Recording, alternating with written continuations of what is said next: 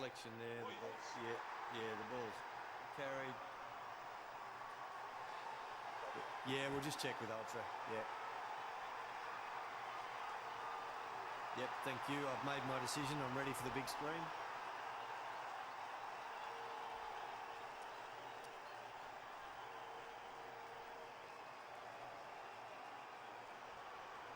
Yep, clear nick and clearly carried. I don't know what they were checking there. Safely into Jarrell's hands. They needed an early one, India. They've got an early one. Massive wicket this. And excellent tactics through for India. They kept it away from his stumps. Made him come for it. He got the edge. And has to depart for 2. 347 for 7. And importantly, the ball is still moving for India. At times yesterday it was gun barrel straight. That last session they got it moving. And they're doing the same on day 5. Yes, we said they needed a wicket in the first 5-6 minutes. They've got that. That's got the crowd going now. Now there'll be tension. Whoever comes out there, whoever is playing, will feel the heat, even though it's overcast. You can see it just beginning to spit a bit.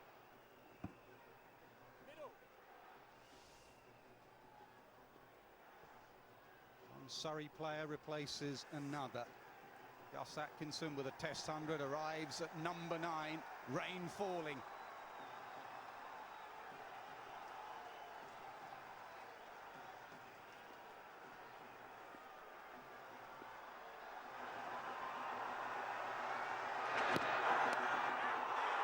No! Did it carry? KL Rahul, who's been brilliant in that slip cordon, diving forward, couldn't quite get his fingers under the ball. Mohammad Siraj, yes, feel for him. He said some magic had to be created. I think this carried. Just seeing the body language of KL Rahul. Again, beautifully bowled. Just about. Not easy. But he's taken catches like that in the past, KL Rahul.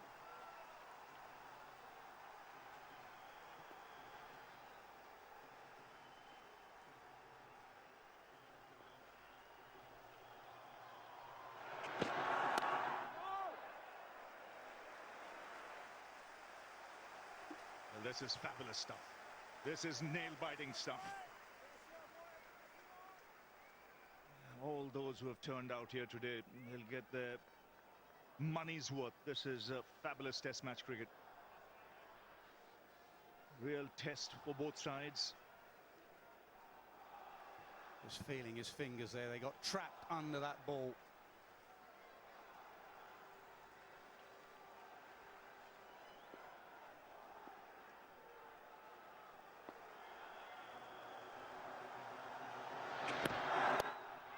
In the air and safe. What an extraordinary over this is.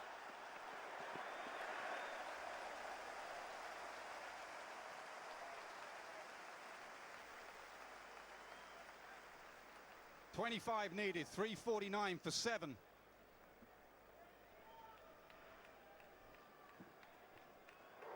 Leading edge, landing safely.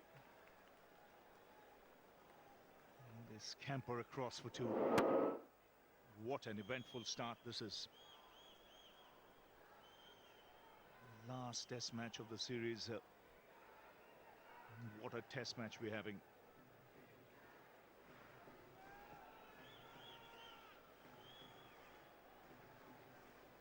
Ten eventful deliveries, to say the least. A couple of boundaries to start the day, a wicket, drop catch coming forward.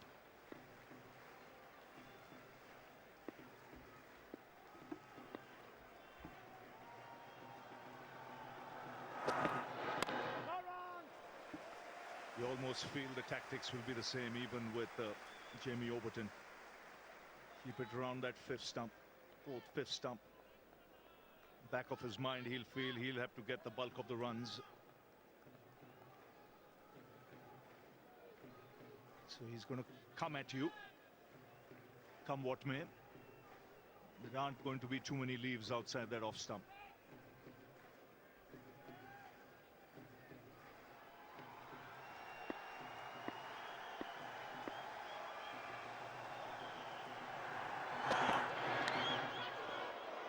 Good take. Maybe an under edge there.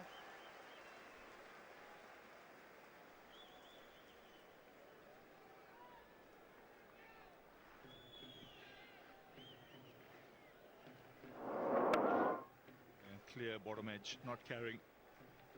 Good stop from Jurel.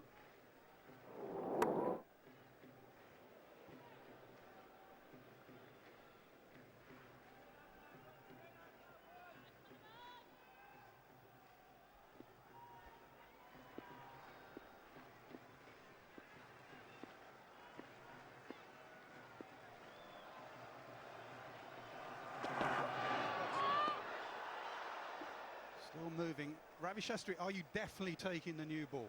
100%, because this one's doing something. I don't think they'll take it.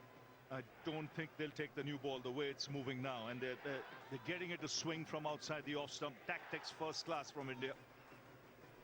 If it continues to move like this, there's no need to take that new ball.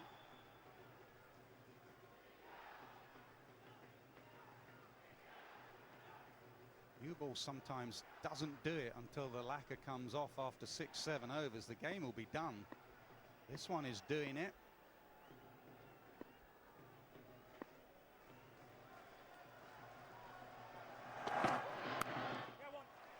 Short ball, there is a man out there now. These are excellent bowling conditions again. Overcast, the 350 comes up.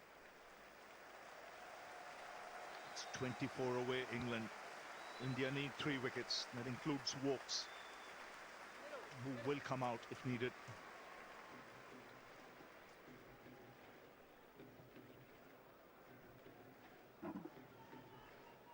How do you reckon Atkinson will play? Similar to Overton? Yeah, positive. I mean, Overton has come out swinging. I'm not sure Atkinson will do that, but he'll play his shots. Still England favourites. Ty comes in at 1%.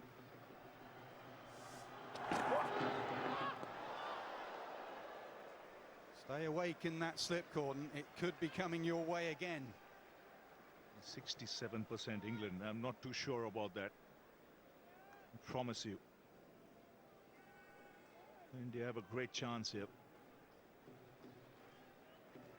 Can't believe England haven't asked for the lights to be put on here.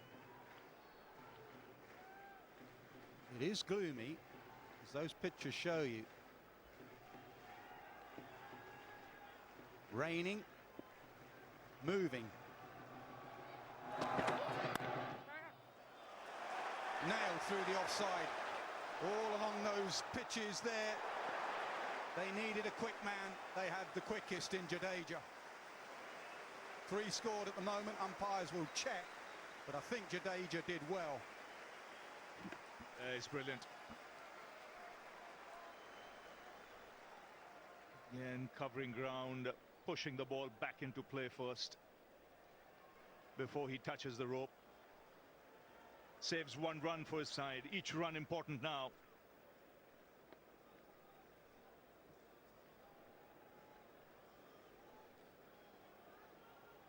And the lights do come on here at the Oval.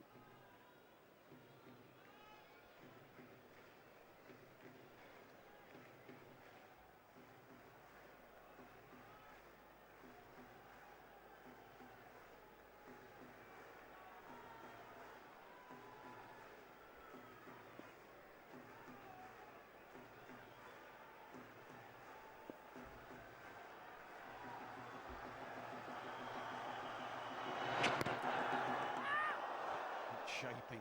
It's exactly the same. Siraj heard something. He's consistently down that channel. It's 5th stump. He's starting around 5th stump and getting the ball to swing. This was the first over. See how wide he keeps it. That got the edge. And then another edge that didn't quite carry. But he's staying away from the stumps until that final ball. He started in similar fashion in this over.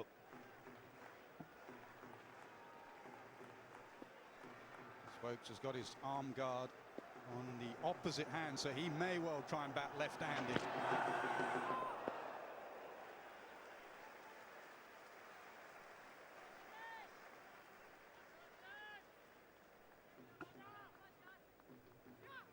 Well, the Indians would have discussed that, because both bowlers bowling similarly. Siraj more consistent with that line, and every time he started from there, he's got the ball to shape away further. He's got swing, which means as a batter, you've got to hang out your bat if you want to reach out and make contact. Wonder if he suddenly tries the wobble seam, gets one to nip back. Same again.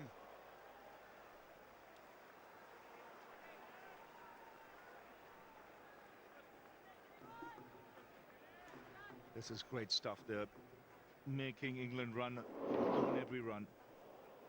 In excellent shape.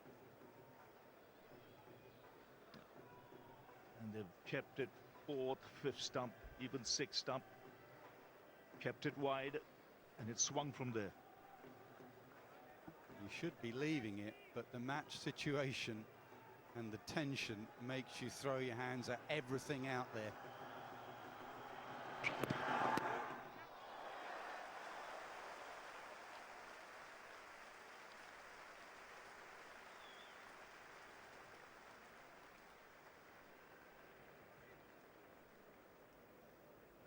First one really on the stumps, and you could see how he swung at it. That's brought Overton back on strike. 20 needed.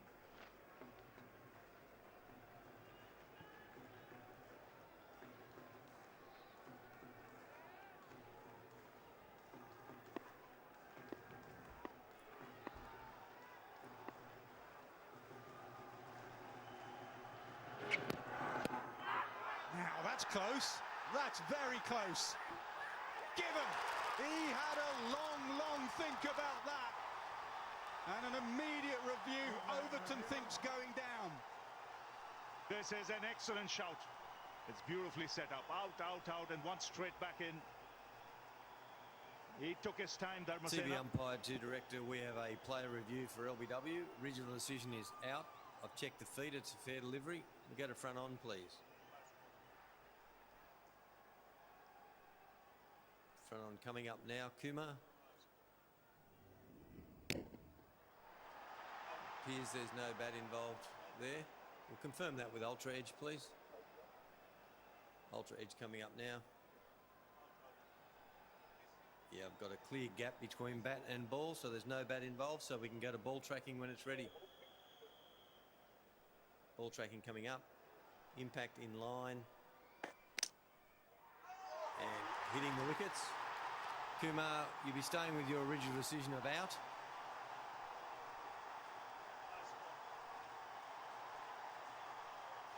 My word.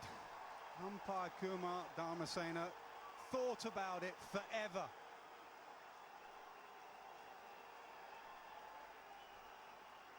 He thought and thought, is it flicking or is it going down?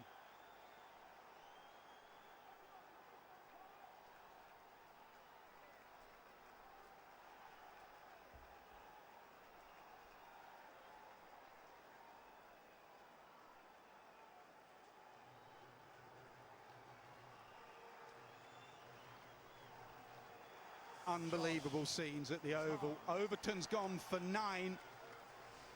England required 20. India are just 2 wickets away, and one of them is injured Chris Woakes. Here comes Josh Tongue.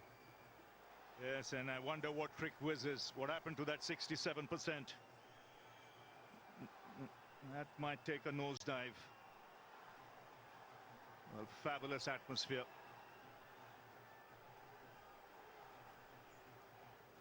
Maybe this is about the new ball, a message from up above. Do we need the new ball when we've been so good this morning?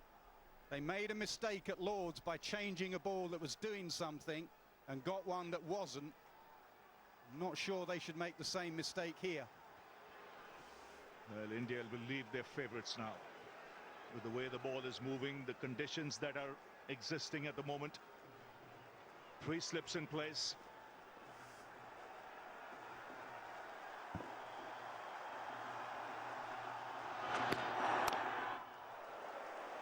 Good solid block, but Siraj continues to wreak havoc. He has 4 for 354 for 8. Well, we said it was up to him to create some magic, and magic he has created. 2 wickets this morning, got the crowd going. 4 wickets in this innings. Monumental effort.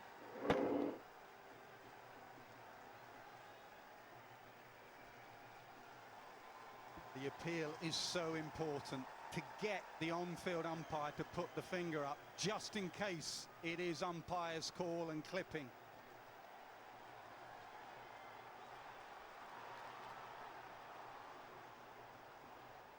Have a look at the players. They wouldn't have slept overnight. Players from both teams.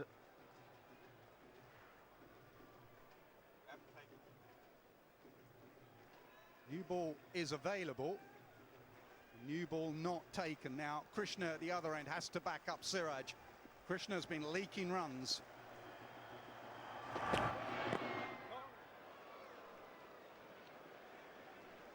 Atkinson looks like he's going to protect tongue.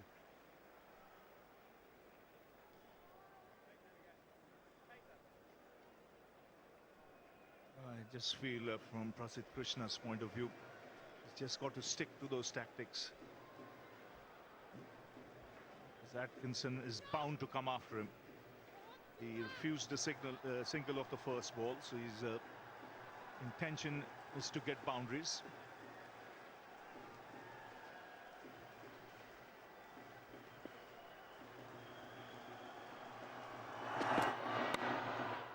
Third man lands short.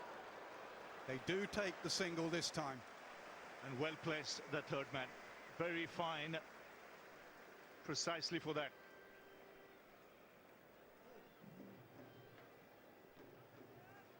And what tension.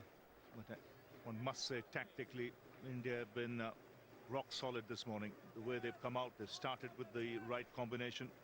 Prasidh had to bowl 4 balls to finish his over, unfinished over from last night, and then Siraj.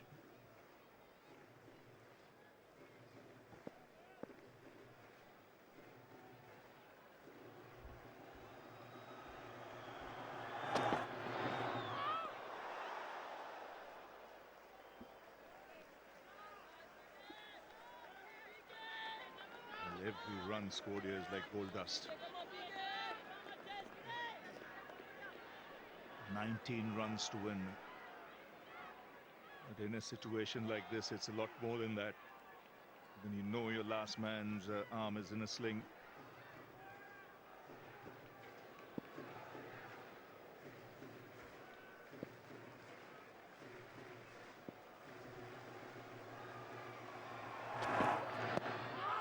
Now sneaking, I think, sneaking down. No, given. That looked like it was sneaking down. Got to review that. Well, he's given out, so even an umpire's call is a wicket. But it did quite a bit. TV umpire to director, we have a player review for LBW. Original decision is out. I've checked the feed, it's a fair delivery. We'll go to front on, please.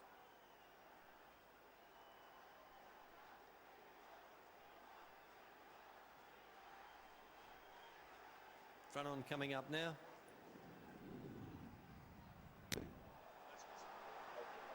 Yep, we'll go to Ultra Edge, confirm there's no bat. Ultra Edge coming up now.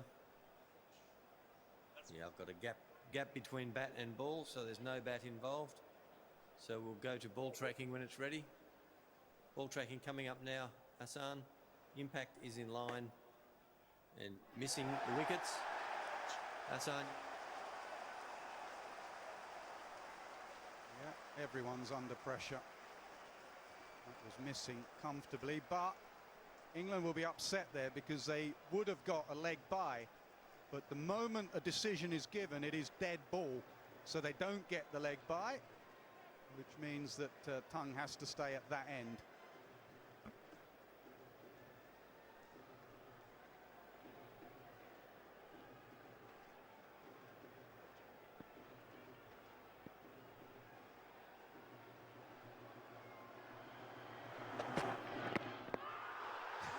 Also sneaking down.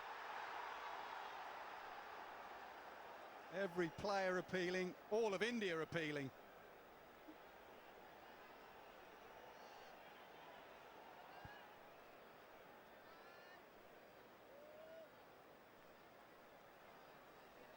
Just one review remaining for Shubman Gill, and he rightly didn't use it, sneaking down.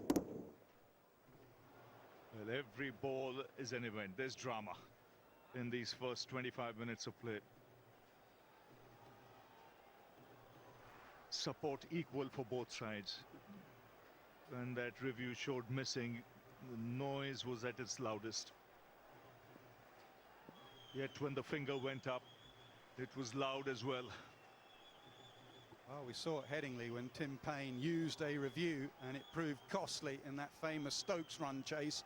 Save that review, it could be useful. Tongue survives. 19 needed, 2 wickets needed by India.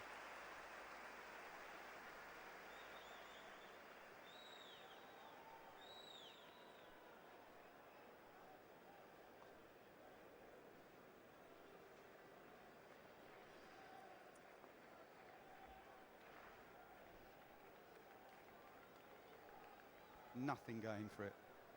But understand the emotion, you will appeal for everything.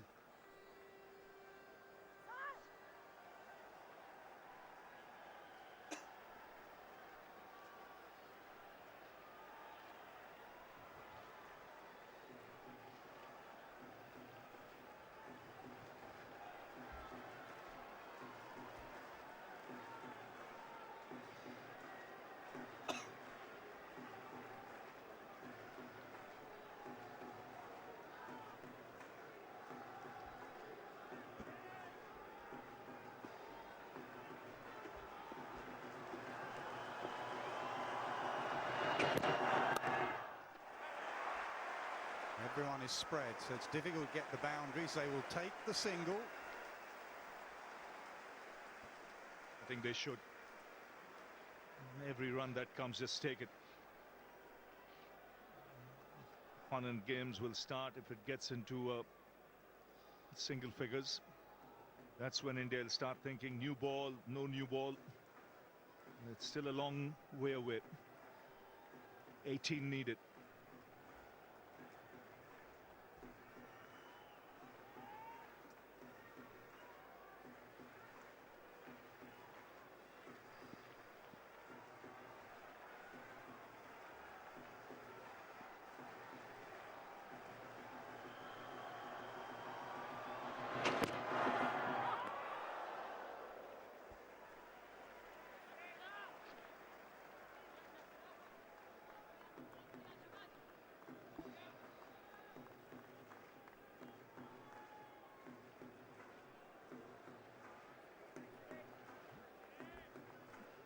You mentioned Nas, whole of India watching. I'll tell you, there'll be prayers all around the country at the moment, not to mention in the dressing room. Every mantra that exists will be recited.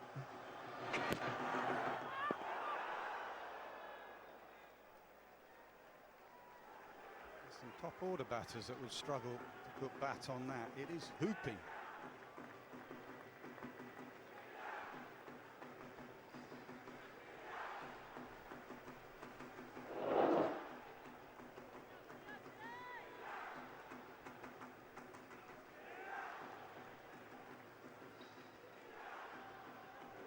Just seeing him today, he's just forgotten seam, a scrambled seam. He's just backing his outswing today. For now. He's still got it in his locker, the little wobble seam.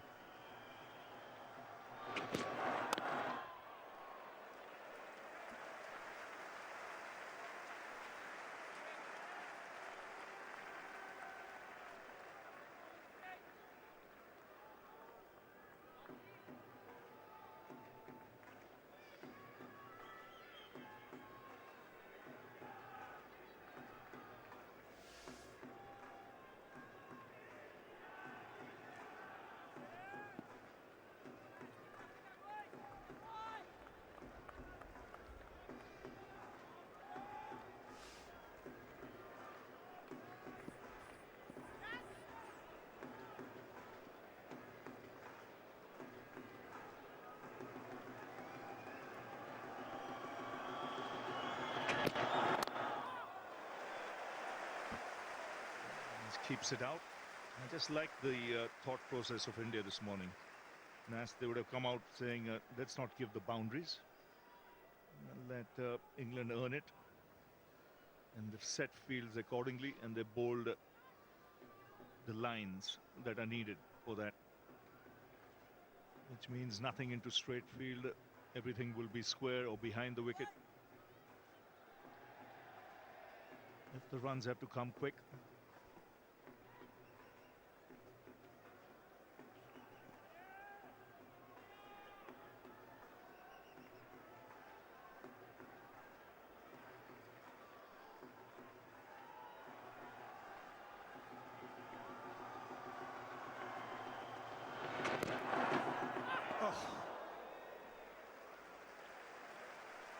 What a bowler he's been this series. What an over that is. England need 18.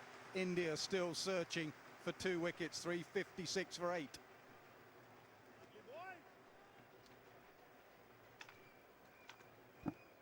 Yes, it's been a fabulous half an hour. Terrific test match cricket. Well, India really pumped up after they got a wicket in the first 6 minutes. And this man is carrying on from where he's left on day 1 of the series. 22 wickets. Morning, Michael Atherton. Morning, Ravi. What a competitor Mohammad Siraj is and has been throughout this series. Skillful, but full of passion and intensity as well. What can Gus Atkinson do now, facing Prasidh Krishna? That new ball not been taken. It's done plenty, of course, this morning. The lights on, the clouds are in, bit of drizzle in the air. Conditions very similar to just before the cloudburst late last evening when the ball started to dance around off the deck. No surprise that there's that movement again this morning. And everybody's nerves around the country and in India shot to pieces, I should think, Ravi. Absolutely. Not to mention here as well, those watching.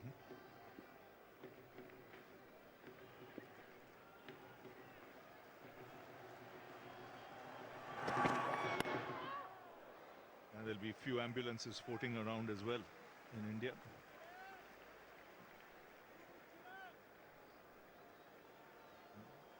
Just getting to about 4 o'clock in the evening. Promise you, no one will be in the offices.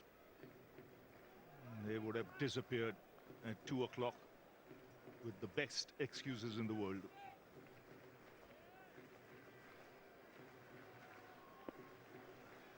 Yeah, it's that kind of morning.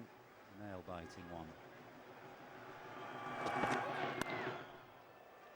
Even funerals would have come into play to get away from work.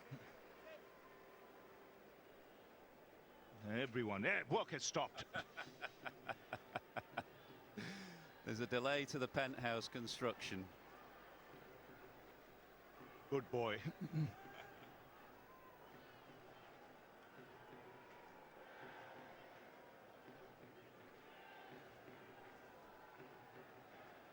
Two slips. Everybody else spread out, saving the boundary.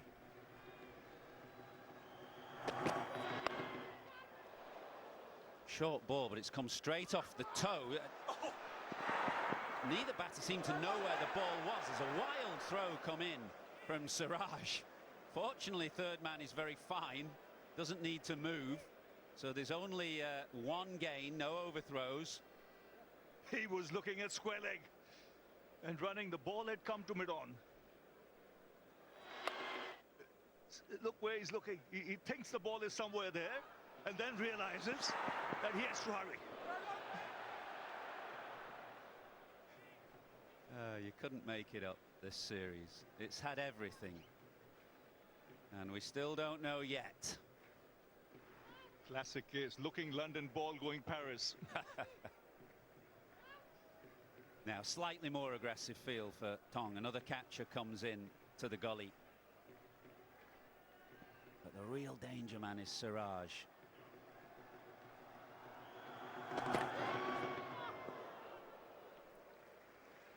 this it now reminds you of Lords when Jadeja was batting with Siraj, taking one run at a time, trying to get the target closer.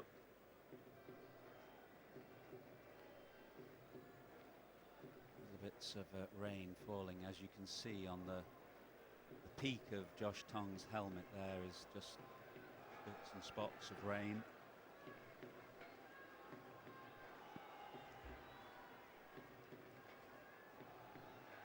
This ball of the over, and Prasid signals that he wants Gully going back to the boundary at third man. So just those two slips again.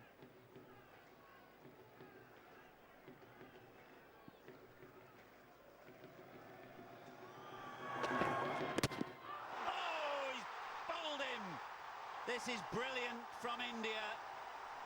Wonderful bowling, full and straight. Too good for Josh Tong. And this series is about to get its most dramatic end as we await Chris Woakes. Watch what happens now. Classic stuff from Prasid Krishna. Thudding into the pads, then onto the stumps. Ninth wicket goes down.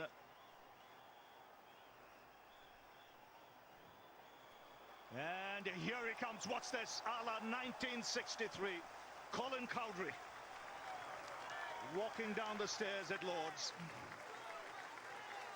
He'll be at the non-striker's end. And if ever you wanted drama, here's drama for you. Chris Woakes makes his way into the Kennington Oval. Chris Woakes made his debut here a dozen years or so ago against Australia in the Ashes, and now 36 years of age and a bit of a veteran. He walks to the crease with that what would be his front shoulder in a sling. We understand that he went to the indoor nets yesterday. There's a kind of alleyway between the England dressing room that leads down to the indoor nets, so you wouldn't necessarily be able to see it if you were watching in the crowd. But Woakes went down there yesterday to practice hitting the ball left-handed. And now, with England still requiring 17 to win, remember that a tie, which we've only had 2 instances of in the history of the game, would give England the series 2-1, but they require 17 to win as Woakes joins Atkinson at the crease.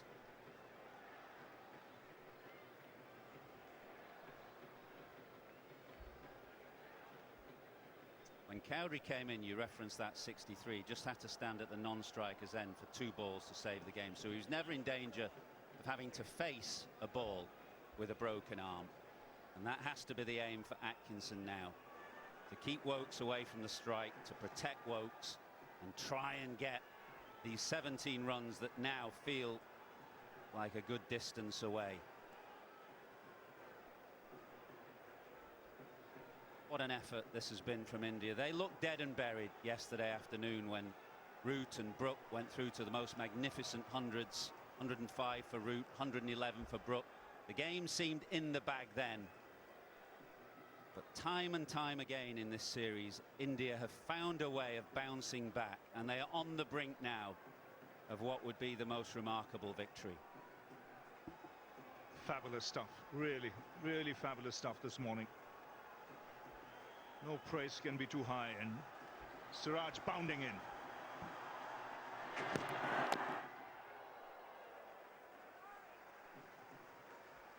Yep, he'll keep coming in right to the end, won't he? 22 wickets as KL Rahul gets the crowd going with a bit of fancy footwork.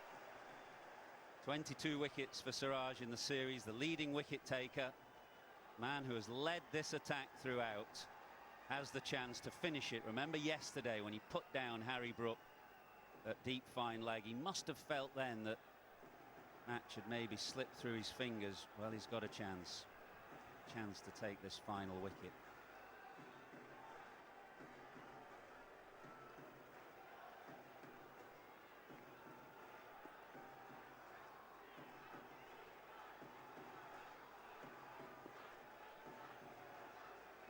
Shubman Gill just making sure he gets that leg side field right. And Gus Atkinson smears this away to the leg side. It's over mid-on. Unbelievable shot from Gus Atkinson. It's Akash Deep out there in the deep at long on. We're awaiting the umpire's signal. It's gone for 6. An amazing blow from Atkinson. Wow. Is there still a sting in the tail? What a strike this is. Akashdeep has just palmed it over the fence, looking to take the catch. I still think it would have been 6 if he had not got his hands to it. But a magnificent strike, which means 11 needed. Yeah, he wasn't all the way back on the fence, was he? He was about 10 yards in, so he had to backtrack, and in doing so, going for the catch, has palmed it over the boundary. Now, what will Mohammad Siraj do? I suspect he won't put this up in the slot. If you're thinking of a one-day term, that was right in the slot for Atkinson to have a dip at. Wow, this Anderson Tendulkar trophy is still alive. 11 runs, 1 wicket. Just the one slip. An extra man now goes out to cow corner. Akash Deep's pushed himself right to the boundary edge now at long on. A bit shorter this time from Siraj. It comes right off the splice of the bat. But Atkinson is not going to run, obviously, because he's got to keep Woakes away from the strike.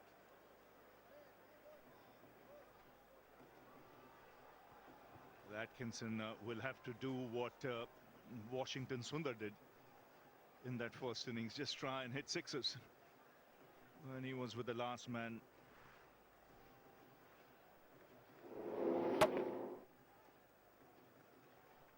Almost did a Harry Brook there and lost his grip on the bat completely. Siraj. Oh, my word. That was honing in towards leg stump, but somehow Atkinson gets an inside edge on it. Now we've got 2 balls left in the over. Can they find a way of keeping Woakes on strike? And he's better off keeping it outside the off stump at this stage, because what Atkinson wants is the bowler to target the stumps, either length or short, where he can get underneath it and try and go the distance.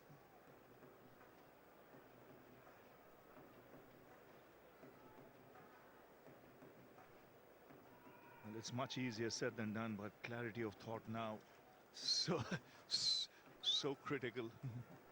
Yes, and Shubman Gill in his first series as captain, when they appointed him captain, he cannot have imagined what lay ahead of him in these 5 test matches, 25 days of test cricket that have tested him to the absolute limit.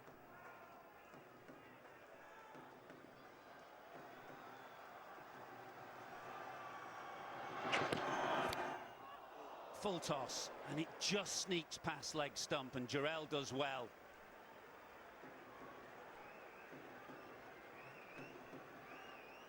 Well, now 1 ball left in the over.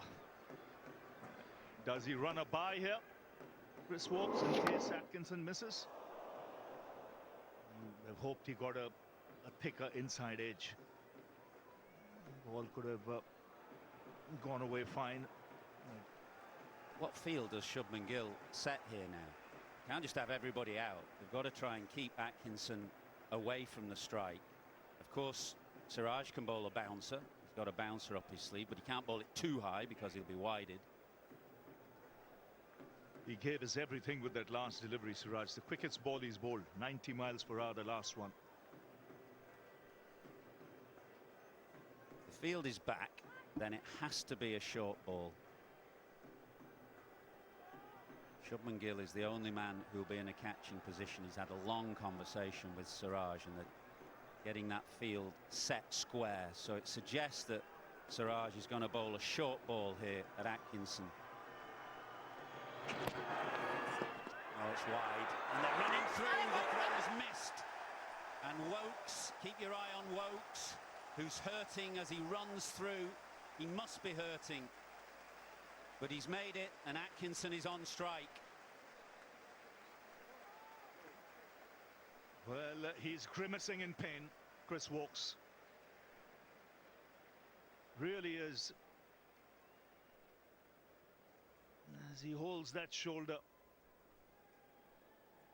What scenes at the Oval. May well have slipped out of the sling as he ran from the non-striker's end. They did exactly the right thing. Jarrell threw the ball towards the stumps. You can see Wokes running already. He's ready to go and get off strike.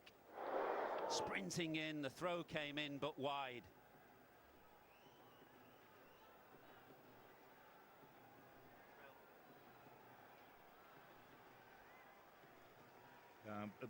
What surprised me was that you've seen these cases that they play a lot of T20 cricket, white ball cricket.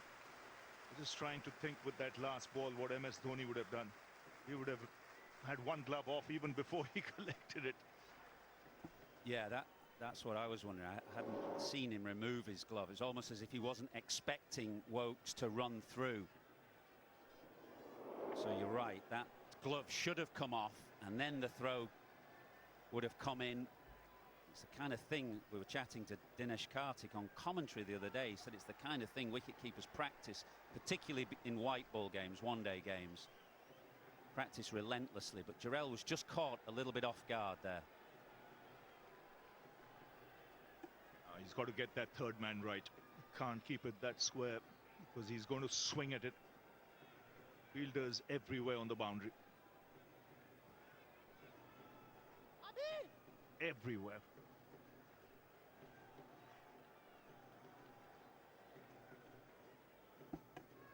Ten to win for England. 1 wicket to take for India. Atkinson on strike, eyeing up what is a slightly shorter leg side boundary now when he's batting at the pavilion end.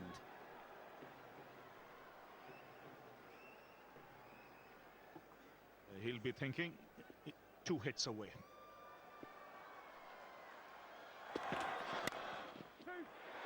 There's 1 hit, but it won't be 4. They'll get 2 as Wokes comes back for the second. He's hurting, you can see he's hurting, but he's made his ground again. He is in tremendous pain. This is an unreal effort. You can see him grimacing. Has to take a few deep breaths, bite the bullet for just a little while longer. Shubman Gill now, it comes out of slip. He's gone to that mid-wicket position where Atkinson played that last ball. Swings, misses. Jarrell, you can see he's looking for the opportunity now, but there's no way Chris Wokes will be scurrying through off the second ball of the over. Which is the spot he's eyeing? If he's looking for 6, it has to be onside, shorter boundary. It has to be over square leg, which means he'll need to use the angle.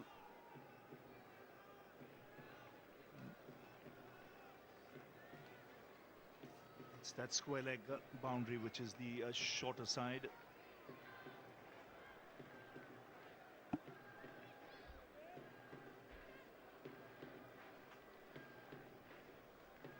To win for England.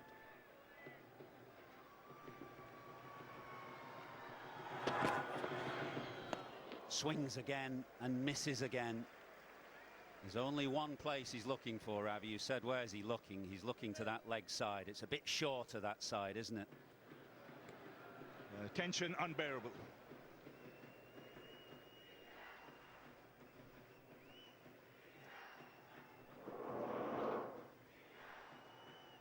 His best chance is maybe stand on a middle stump guard and get some angle going. Even if he gets it fine, there's a chance of a boundary. looking at the fielders who are in the firing line on the leg side. Sai Sudarshan at long on. Their best fielder, Ravindra Jadeja, in the key position at deep mid-wicket, cow corner. Is that Yashasvi Jaiswal at square leg? Swaran actually the sub. But Jadeja, you feel, is right in the firing line there. As Shubman Gill just drops himself a little deeper. Goes wide this time. Once again, Atkinson can't get bat on ball.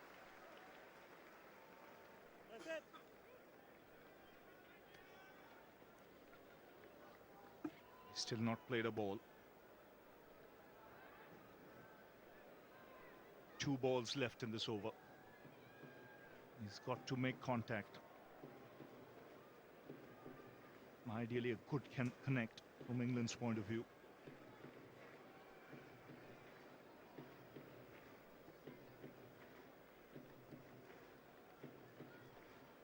After every ball, virtually, Shubman Gill is in conversation with his bowlers. The key thing is just clarity, both clarity of thought from Shubman Gill and then the clarity of the message to his bowler, so he knows exactly what he's trying to do.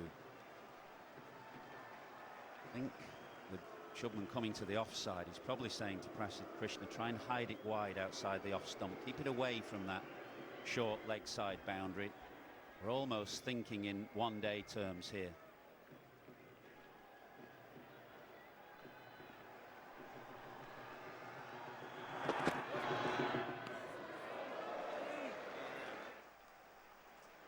Okay, last ball of the over, and Dhruv Jurel will be thinking to himself, be alert here, because Woakes will want to run through even if it comes through to the keeper. Not only that, the glove has to come off. Stay on. I think he has taken off the glove.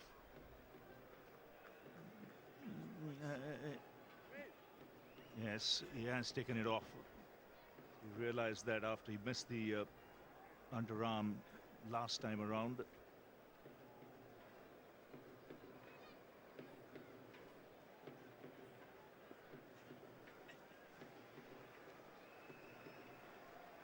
Last ball, 8 to win. India requiring that 1 wicket still. Atkinson to huge cheers, gets across his stumps, dinks a 1 into the offside, and will have the strike again. Wow, he's not played a ball as yet.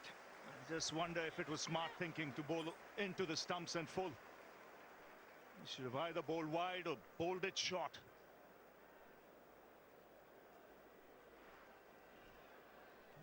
You mentioned a tie has never happened in this country, just twice in cricket history. 1 big hit, the tie scores here. And you played in one of the 2 historic games that ended in a tie. Yes, and the crowd has just swelled. It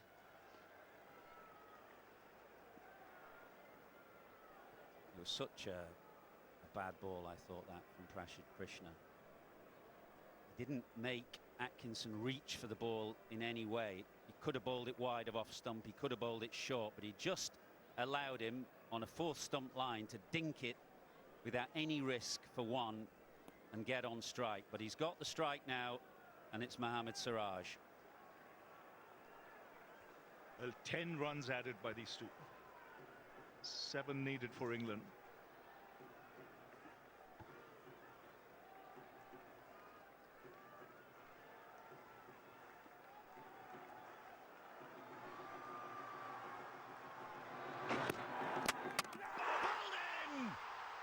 Would you believe it? It is Mohammad Siraj. The lion-hearted Siraj, who has led this attack throughout. He finishes the game. It is a famous win for India. This series is tied 2 apiece. All yours, Ravi. 5-wicket haul for a champion. Simply magnificent. He dropped the catch yesterday of Harry Brook and must have thought that everything is over here. But what a performance this morning from Team India, and Siraj in particular. Shubman Gill keeping his cool. Just 35 were needed when play started. And England have fallen 7 short. And it is Mohammad Siraj with another 5-wicket haul. And what an end to a magnificent test series. Congratulations, India. They have been so competitive throughout. They looked dead and buried yesterday afternoon. The game looked as though it had gone when Brook and Root were batting so magnificently, but they have come back, and they have come back through that man, Mohammad Siraj, who finishes with 5 for 104 in 30.1 overs, the 25th day of the series, and he has rocked back Gus Atkinson's off stump to finish the game and the series for his team. Brilliant. It's India's narrowest ever win in Test match cricket. Couldn't have got closer this. And what a thrilling finale, and what an end to a magnificent series. India losing the first test, bouncing back to win the last test, and to make the series 2-2. Well, what a series it has been as Ben Stokes leads his England team out to shake hands. It's been fiery at times. There's been a bit of tension and needle from time to time, but these two teams have given us the most magnificent series, and it finishes with Chris Woakes, arm in a sling, dislocated shoulder. He didn't face a ball. Atkinson had to keep him away from the strike. He had to go for the big shot. And you can see the smiles and the delight on the faces of the India captain and his players and coach, who's under some pressure after 2 series defeats. Well, they've avoided a third by the narrowest of margins. Well, Okay, Dinesh Karthik, who have you got? Siraj, this was a big moment. You almost felt like India had a very little chance yesterday, but today you come out with the ball, और आपने जो किया है is spectacular. What were you thinking? I'm thinking only मेरा ये ही plan था कि मैं अच्छे एरियाज पे डालूं, वहाँ से अगर चौका भी आया, विकेट भी आए, मेरा सिंपल प्लान था कि मैं एक जगह वहाँ पर डालते रहूं. कल जब आप कैच छोड़े थे उधर, when you dropped that catch, what were you thinking? What was the feelings at that time? To be honest, मैंने सोचा नहीं था कि वो कैच पकड़ के मैं छिक्के में जाऊंगा, बट वो मैच चेंजिंग मूवमेंट था, जैसे हैरी ब्रूक ने जैसा वहाँ से T20 बैटिंग मोड में आ गया था, बट मैं सोचा कि वहाँ से हमारा गेम थोड़ा पीछे चले गया, but to be thank you to all much. Last question. At 300 for 3, did you have the belief that you could be doing this today? Yeah, I'm always believe myself कि मैं हमेशा मैं कोई से भी सिचुएशन में मैं मैच जीता सकता हूँ, तो मेरा बिलीव यही था. तो Thanks a lot, Siraj. He says when he dropped that catch yesterday, he was really guilty, felt very bad, and didn't see this as the opportunity to win. And when I asked him, what does it take for a young man like him to bowl with that intensity, he said he just believed. He had a wallpaper in his phone which said believe, and I just wanted to execute it because I wanted to be the guy to come here and finish it off. Well done to Siraj. He's just bowled magnificently today. And well done to you, DK, for translating and getting that interview with one of the players who's lit up this series. He's such an expressive cricketer, a player of obvious skill and talent, but real tenacity and character as well. And maybe those are the 2 adjectives that describe best this India team in this series: tenacious and full of character. Yes, the big support for the Indians today. They came out in numbers as early as 10 o'clock in the morning. They cheered all the way, and they kept the team going. They came back from a 195-run partnership and have finished off the game, winning with England needing 7 runs. And what a performance this morning. Nail-biting stuff, thrilling stuff, and a fitting end to the Anderson Tendulkar Trophy. Well, DK is doing manful work for us down there. Who have you got now, mate? We have with us KL Rahul here. What does this win mean to you? Absolutely everything. I played cricket for a while, and one Champions Trophy. I've seen India lifting the World Cup. I mean, nothing compares to lifting the World Cup, but there's so many doubts, so many questions from everybody about whether Test cricket will stay or not. I think both the teams, with the way we've played in this series, I think we've answered that question. For us as a team, that wasn't given a chance in this series, and for us to fight back and to fight in every game and to get a result which is 2-2 might seem like a drop, but for us and for Indian Test cricket going in the future, I think this will rank right at the top, and this is where the change begins, and Indian Test team will go on to create a lot many things and win a lot many more series outside of India, and yeah, the whole team deserves it. Before the start of the series, we had Virat Kohli retiring, Rohit Sharma retiring, we had Ashwin retiring. So 3 big names out of the roster in India's team. And in walked KL Rahul as a senior statesman. What did that moment mean to you as you walked into the series? Yeah, I think it hit me when I joined the team. I was here about 2 weeks earlier playing India A's, and it didn't hit me back then. But once I joined the team and I looked around and I didn't have Rohit and Virat and Ashwin, who I've played all my cricket with, just to look around and not see them felt a bit weird. But yeah, that's when it hit me that everyone else is looking at me, coming to me to ask about English conditions, what they need to do, how they need to prepare, and that's when it hit me that okay, I've stepped into a different role now, and it's time for me to help the younger guys use all the experience I've had of playing Test cricket and international cricket over the years, and really put my hand up and stand up for this team. This moment almost feels like this is a young team that's going to stay there for a long time. You and Jadeja are the most experienced along with Bumrah. But a word on Shubman Gill and how well he's led in this team, and the fact that Mohammad Siraj just keeps coming back every spell. Yeah, look, Shubman's been phenomenal. I think he's really led from the front. He's worked really hard on the boys behind the scenes as well, in forming connections, which a lot of people don't see, but I think that's really important to do as a captain, and he's done that. He's been tactically really good. The changes he's made over the series has always got us the wicket somehow, and I think he will grow. He will grow on to be a really, really good Test captain. I can't speak too much about his individual performance because I think he's already shown the world what he can do in all 3 formats, and especially this series, the way he batted, I think was phenomenal to watch, phenomenal to bat with him, and there's so much I get to learn from him.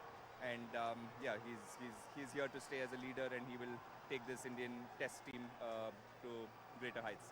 Thanks a lot, KL. Well done.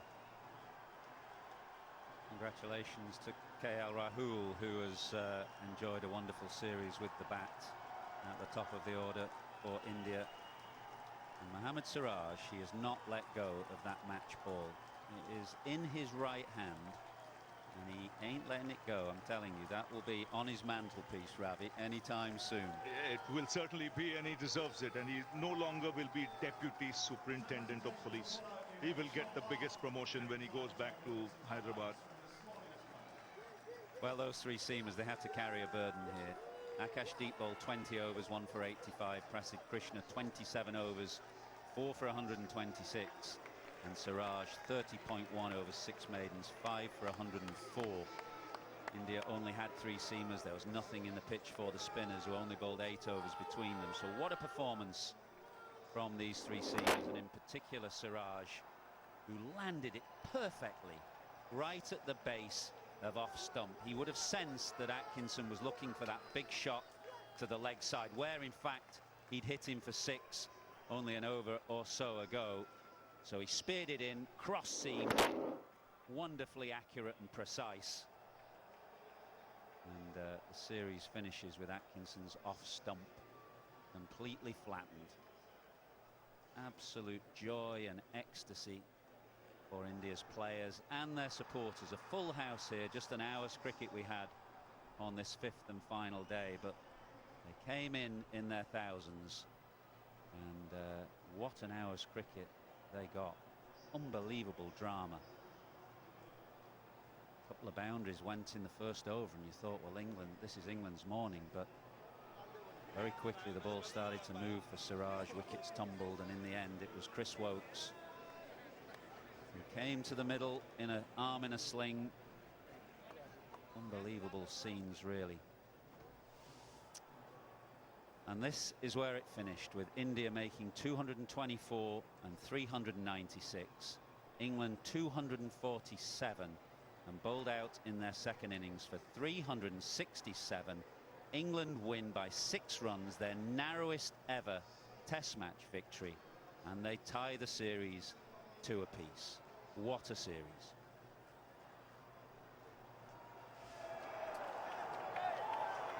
Astonishing, absolutely astonishing, and that's just Dinesh Karthik, who's leapt into shot. Well done with all of those interviews. They seem quite happy. I am very happy because I'm going to go to that podcast. That is the most important part of this Test series. But the fact is that very proud to have been a part of that team before, because you know, when you represent your country and there's so much talk about Test cricket, this is the kind of series that keeps it alive. It keeps that fire alive. So happy to have spoken to Siraj, but mostly KL, the way he said that Test cricket is well and truly alive. I was just enjoying interviewing them because it means so much to them. Well, the pinnacle of the game was absolutely on show today. I mean, we'll come on to England and etc., and that incredibly brave performance from Chris Woakes. You know, naught not out of naught. That's got to be the bravest naught not out of naught the game's ever seen. But the passion that the Indian players and supporters are showing for this win in a Test match bodes well. It does, and it was an incredible series. It wasn't just today. It wasn't like 4 boring games and then we had a little thrilling climax to it all the way through this series. We will wake up tomorrow and we will go, oh, we haven't got any India-England left in the Test series. That has just been an incredible story. Different conditions, different pitches, and you have to be honest, it would have been a travesty if England had gone 3-1.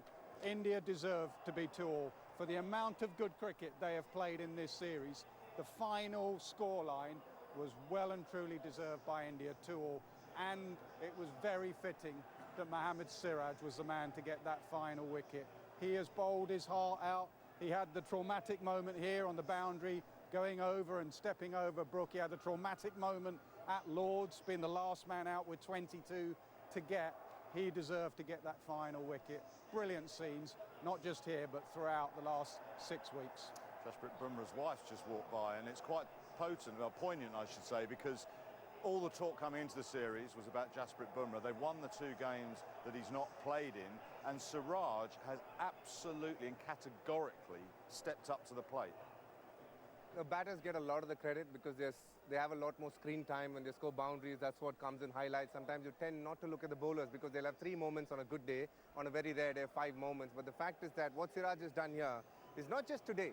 He's walked in today wanting to be the man to do it. He said he had a screenshot of a wallpaper saying, "Believe Siraj."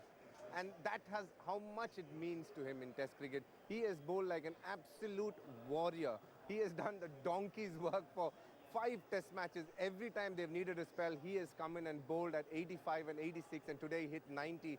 Couldn't be more proud of him as a bowler. He's worked hard and he values Test cricket, and that is why this win is so important. And hats off to the crowd. Look, they didn't need him to come today. All they knew was 40 minutes of play or an hour at best, but they turned up in big numbers, and a lot of Indians as well. I hope they got their money's worth because we did enjoy watching that. They absolutely did. I mean, when you say about the donkey work with Siraj, you're talking about his ticker, his physical prowess, but his skillfulness in this series as well.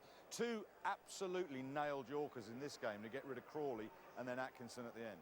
Absolutely. Every ball, Subman had to run and just decide what was happening, what's the ball you're going to bowl. But with Siraj, not so much. It was more with Prasid. With Siraj, you almost trusted him to go ahead and do it. What is important in a Test series like this?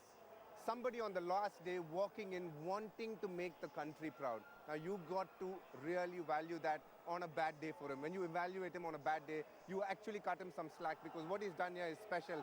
Level the series 2-2. Siraj is a bowler who, from the start of his career, said, I value Test cricket the most, and I really hope people appreciate that in the long run because it's fantastic to see him do what he did. Well, he might say it, but he's proved it with his actions as well. I mean, there are so many moments to pick out from the series, which he'll do in due course. Old Trafford, India 0 for 2. Here, Brook and Root with the game absolutely by the scruff of the neck, and somehow India have found a way. That tells you something about the team, that they can dig deep after so much cricket. And remember, Indian cricketers play a lot of cricket leading up to this, a long IPL. They would have come here fairly tired, and you get to an end of a series, and when the game's going against you, 0 for 2, and the partnership between Washington Sundar and Jadeja, and then you come here and it just looked like Root and Brook were going to see England over the line. They were flat between lunch and tea. They were flat after tea. They've lost 5 tosses, Wardy, in the whole series, and yet they can summon up those reserves of strength, mental and physical, to be able to drag it back and get it back to 2-all. I'll tell you a small moment, Waddy. This series has been spicy. There's been a lot of back and forth, a lot of words in between test matches.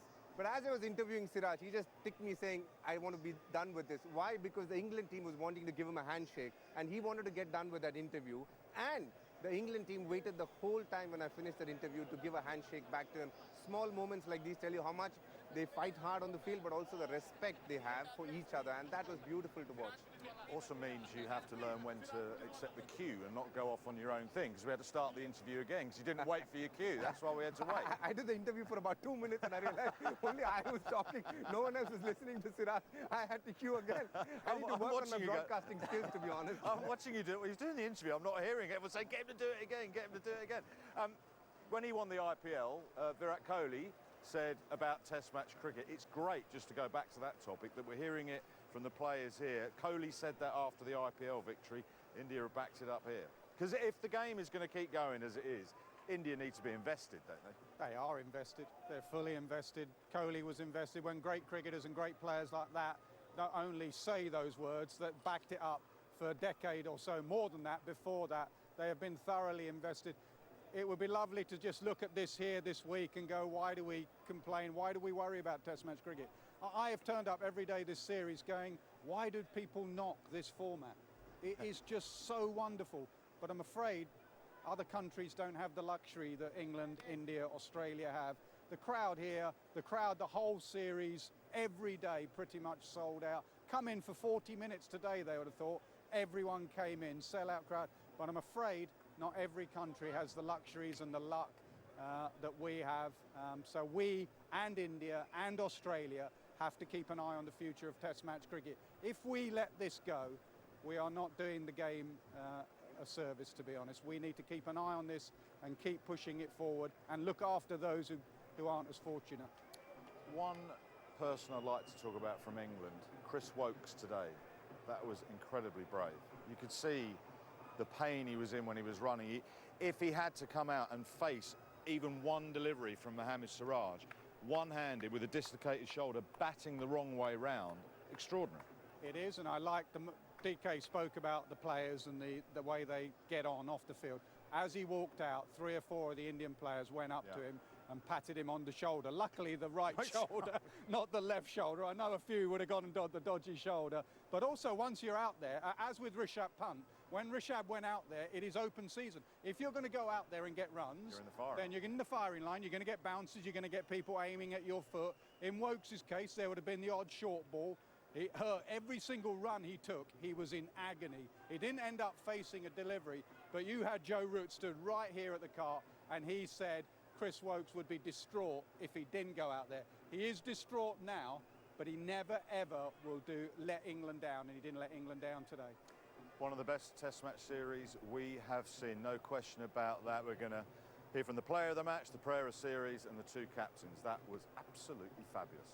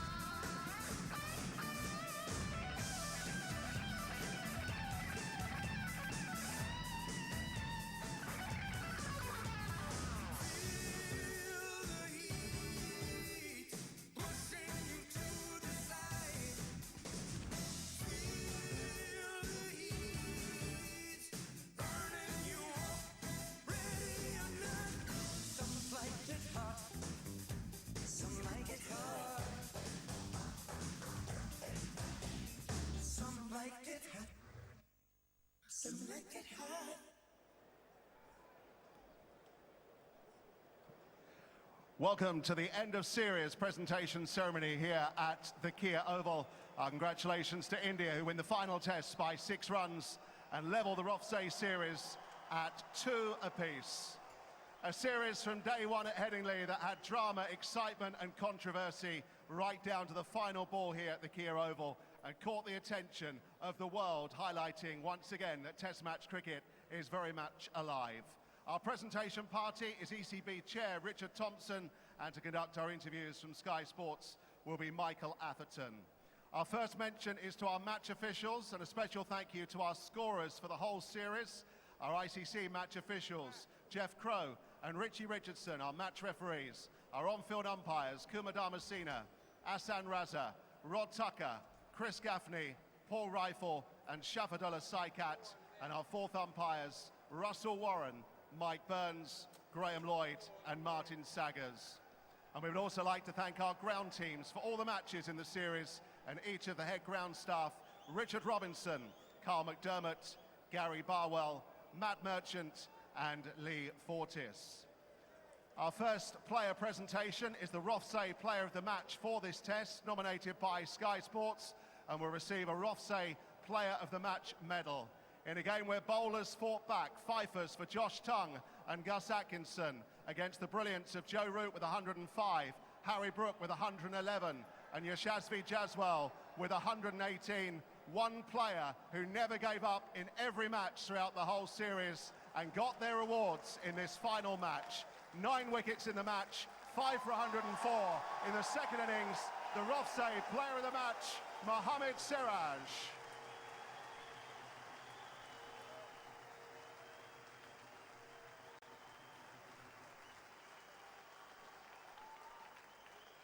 Mohammad Siraj, many congratulations. Let's talk about this hour of cricket this morning. Was that the most dramatic hour of cricket you've played in? To be honest, I feel so amazing because we everyone there is thoughts day one to till here is everyone is fight too hard and result is that. So we'll be very happy. You've had to lead India's attack throughout. You're the last seamer standing. 5 hard games. How have you managed to keep going?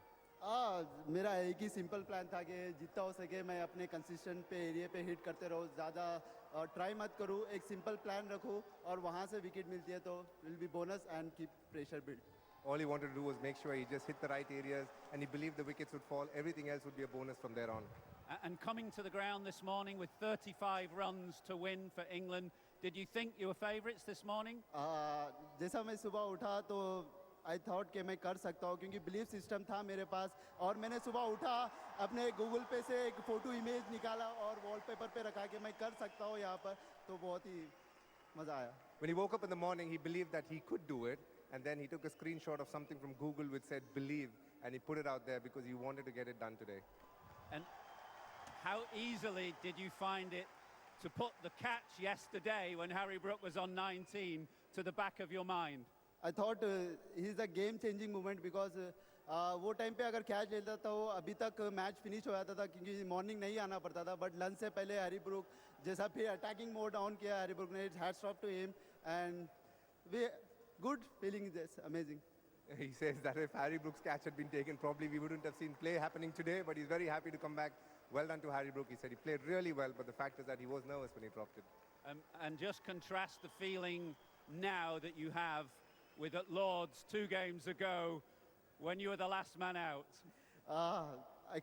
It's very heartbreaking moment क्योंकि तब जड्डो भाई ने एक ही बात कर रहे थे, जितना हो सके अपना बैट से मिडिल करके खेल और ज़्यादा टेंशन मत ले और वन वर्ड इस टेलिंग के अपने फादर के बारे में सोच, जितना तो इतनी मेहनत करके यहाँ तक पहुँचा था. फिर unfortunately it's happen. He says that Jaddu was telling him to back his defense and the fact that remember your father, how hard you worked to get here, put everything into play and you can get it done, but it just didn't happen at that moment. And Ravi Shastri says you're due a promotion now in the police force in Hyderabad, is that right? I don't know. I don't know. Many congratulations, you've had a magnificent series, well played. Thank you so much. Thank you. Thank you, DK. We can now announce the England Rothesay Men's Test Player of the Summer following the conclusion of the series against India. A one-off test win against Zimbabwe was followed by the series draw against India in a captivating contest.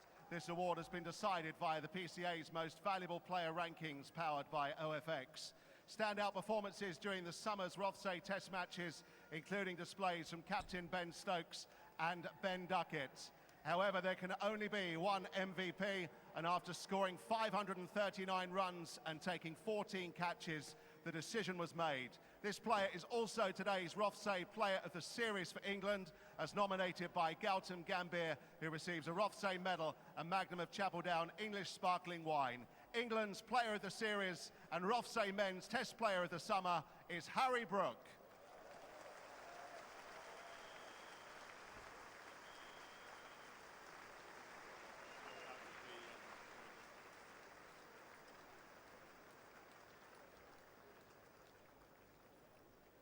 Harry, congratulations. Just take us into the England dressing room as it was for that hour this morning. Are you a good or a bad watcher? I came into the day this morning very confident. Obviously we had two very good players out there at the time, and yeah, I just thought we were going to easily see it home. And then obviously the way that the Indians fought back there and the way that Siraj bowled especially, I think he deserved every success there. When the rain came last evening, it was very difficult conditions for batting. Did you feel at that point that the break and the chance to put a heavy roller on the pitch played to England's advantage? Yeah, absolutely, and we were thinking the bowlers would stiffen up a bit, the pitch would be a little bit flatter, but obviously the overcast conditions, lights on again, it started to zip around a bit, and like I said before, Siraj he's played 5 test matches in a row, bowling 85 plus every ball, and he's had a phenomenal series, and I respect him a lot for what he's done this series. And when was it decided that Chris Woakes would be ready to bat? Was it yesterday that he went and had a bit of a hit in the indoor school, left-handed? Yeah, he was always going to go out no matter what, and yeah, credit to him there as well. He's in a lot of pain at the end, you could see by his face. Yeah, it's unfortunate that we didn't get across the line, and yeah, it's just cricket, isn't it? A thrilling partnership yesterday with Joe Root, 195, I think, in 211 balls. At that point, did you feel you had the game in the bag? Yeah, absolutely, and there's so many things you can think in hindsight. Yeah, we were obviously going really well, and if we could get a couple of big overs there, just when I got out, the game was done. But as we've seen through this whole series, there's been quite a lot of collapses where either we've bowled them out for 50 runs, 6 wickets for 50 runs, or they've done the same to us. So, yeah, it's fairly fitting. People reflect on a brilliant 100, but also the bizarre way that you got out. Do you just accept that with that high-risk nature of the cricket that you play, that there will be the odd occasion like that, or do you look back now and think, I wish I could have done it differently? Well, my thought process was just try and hit as many runs as quick as possible, and like I said, the game's done. If we need 40 well, 40 runs with me and Rooty in there, and I get out there, the game's still done, and obviously it didn't work, but yeah, hindsight is a beautiful thing, and obviously I wish now I didn't play that shot and get out. 200s and a 99 in the series. How do you look at it as a whole from your own perspective? Yeah, I've played all right. Could have won that game yesterday, which is devastating, but yeah, I'm just happy to contribute to as many games as possible. And it's been an amazing, fulfilling series for everybody to watch. What has it been like to play in? I mean, have you enjoyed it? It's been fiery and niggly at times, but have the two sides enjoyed that aspect of it? And what about the respect between the players? Yeah, it's been an awesome series. It's been a very intense series. After every game, we've all been absolutely knackered. So we've put everything on the line. We haven't left anything out there, and yeah, it's been an awesome series to be part of. Even that finish there, I know we're on the wrong side of it, but it's such a good advert for Test cricket, and hopefully people will carry on watching it. Well said and well played to you.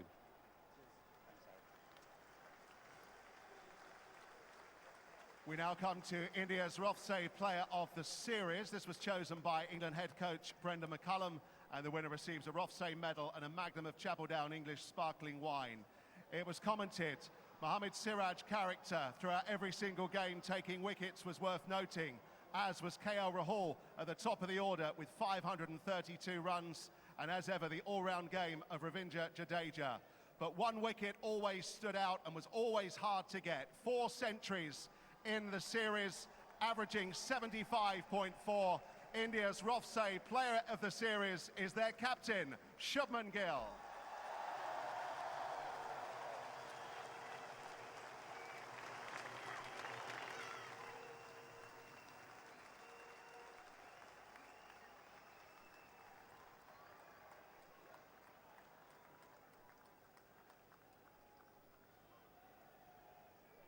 Shubman, many congratulations. India's narrowest test match victory. It feels like today, this game and this series is going to go down in folklore. Yeah, definitely. I think the way both the teams played in the entire series, every day coming on day 4, day 5, never really knowing which team is going to win, really shows that both the team came up with their A game, and very happy to get on over the line in this one. The test series has tested you in so many ways in your first series as captain. But perhaps none more so than this morning, this hour of cricket. So many decisions to make. Just talk us through a few of them, whether to take the second new ball, whether not to, how far to bring the field in, how far to protect the boundaries. How did you go about it? When you have got bowlers like Siraj and Prasidh bowling that spell, captaincy seems pretty easy. Bowling a spell doesn't really... ball is doing all sorts, they're making the ball talk. Yes, there was a little bit of pressure on us, but I think the way we responded this morning with them coming through with the spell was just magnificent for us. And were you always confident that you could win that game this morning? Were you concerned that the break last night with another heavy roller on the pitch would have played to England's advantage? No, I think, yeah, we were pretty confident. Even yesterday, we knew that they are a little bit of under pressure. We just wanted to make sure that they're feeling the pressure throughout. Pressure makes everyone do things that they don't want to, and we just wanted to make sure that they're feeling the pressure throughout the 37 runs that they scored. Tell us a little about captaining Mohammad Siraj. He looks like a captain's dream. Yes, definitely. He is a captain's dream. Coming in 5 test matches, every ball, every spell that he bowled gave us all out, and every captain, every team wants a player like him. We are very fortunate to have him in our team. And do you think 2-2 is a fair reflection of the cricket played between the teams? Yeah, most definitely. Like I said, both the teams coming on day 5, never really knowing which team is going to win. This shows that how passionate both the teams were, and how much of a good cricket both the teams played throughout the series. Talk about your own performance, if we can, for a moment, because it's partly an individual award as well. You said at the start of the series you wanted to be the best player you could be. You've achieved that this summer. Feels very rewarding to be able to achieve that. I worked pretty hard before the start of the series. There were certain things that I wanted to work on as a batsman, and it was my goal to be able to be the best batter of the series, and to be able to accomplish that goal feels very satisfying and very rewarding. You've had plenty to prove coming here, and you said you wanted to work on certain things. Were the changes technical or mental, or a combination? Always both, always a combination of both. I think once you are sorted mentally, you would be in a good space, but you're only sorted mentally when you're feeling technically correct. So I think they're both kind of correlated. If you feel like you're getting in good positions, you're always mentally more stable. An amazing series. What have you learned about yourself and your team over the last 6 weeks? That we never give up. Well done. Congratulations. Thank you. And now, for a few words, will you please welcome up England's series captain, Ben Stokes.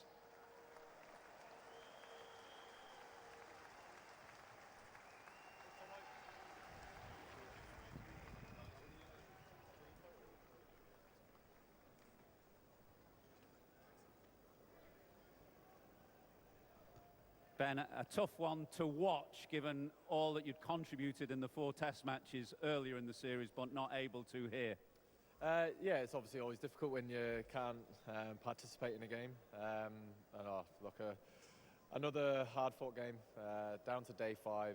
Like, both teams have put so much energy and effort into this whole series. It's been an amazing one to be a part of.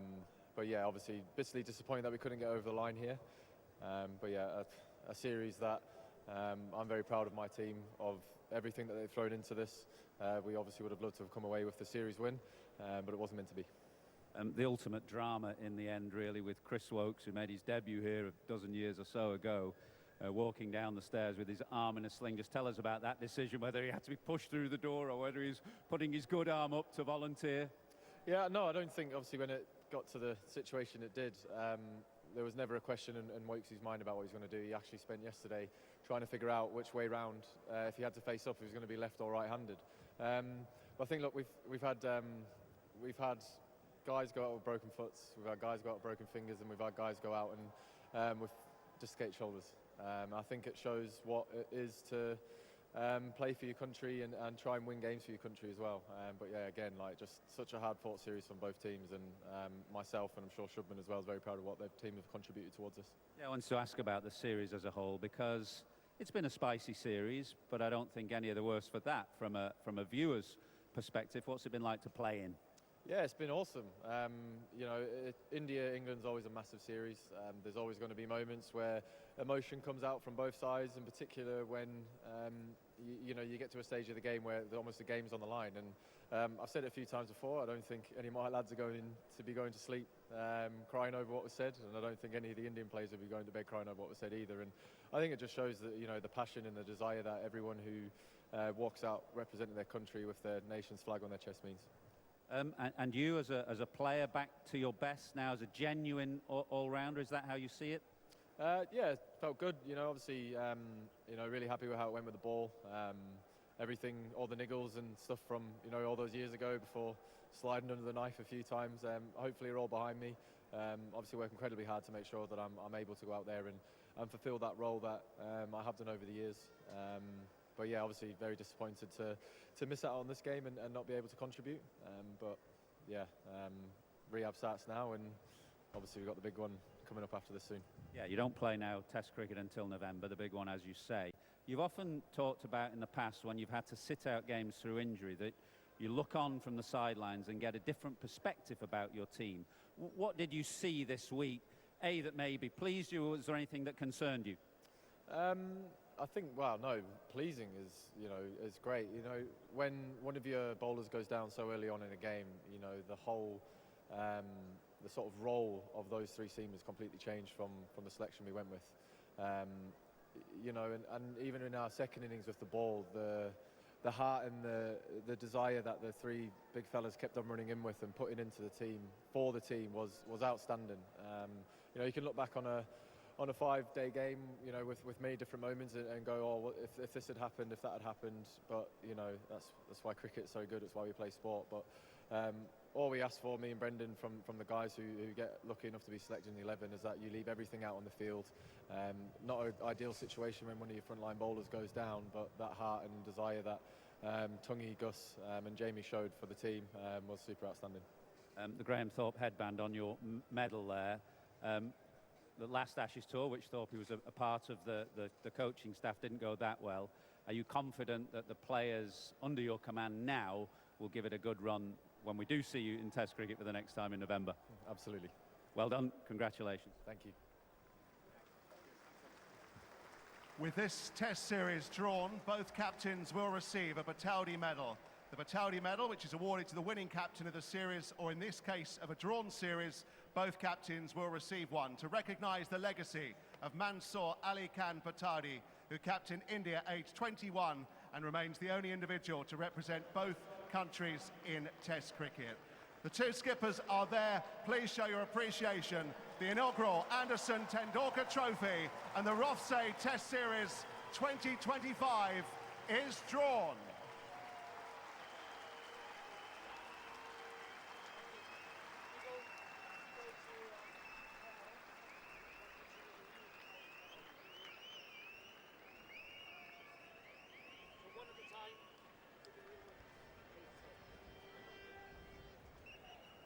And that concludes.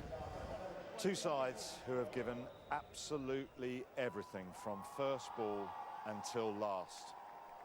It has been an absolute joy and a privilege to watch some of the Test match cricket we've seen, starting with that remarkable run chasing Headingley through Edgbaston, Lords, Old Trafford, and here at the Oval. As Ben Stokes there said to Michael Atherton, there's some broken bodies after such a heavy schedule, and how much effort and commitment both teams have put into this, and there'll be some very, very tired minds when they wake up tomorrow morning.